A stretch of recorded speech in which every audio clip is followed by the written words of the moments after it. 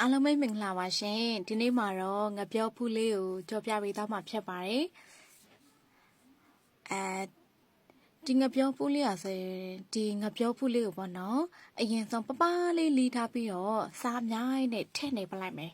ရေညစ်မယ်ပေါ့နော်စားရည်လေးကိုညစ်ပလိုက်မယ်နေမယ်အရင်စားရည်တွေအဖန်ရည်တွေထွက်လာလို့ညစ်ပလိုက်မယ်နော်အဲ့လိုမျိုးအရည်လေးထွက်လာပြီဆိုလို့ရှိရင်အဲ့လိုလေးနဲ့ကဲအရေးလေးထွက်လာပြီဆိုရင်ရေဆေးပလိုက်မယ်ရေတော့ဒီထဲမှာတော့၄ခါလောက်ဆေးပလိုက်ပါတယ်စားတွေရောအဖန်ရည်တွေရောထွက်သွားအောင်လုပ်ပါဒီလိုမျိုးလုပ်ခြင်းအပြင်အဖန်လုံးဝမရှိတော့ဘဲနဲ့စားလို့အရင်ကောင်းပါတယ်ရှင်ရေလုံးဝမကြောင်ညှစ်ပလိုက်တာပေါ့နော်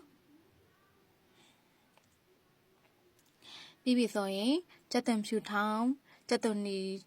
ကိုပပလေးလေးထားပြီးတော့ခန်းချင်သေးအစင်သက်လောက်ထားမယ်စီထည့်မယ်ပြီးရင်ကြက်သွန်နီလေးကိုကြော်မယ်စနွင်းမုံထည့်မယ်ကြက်သွန်ဖြူထည့်မယ်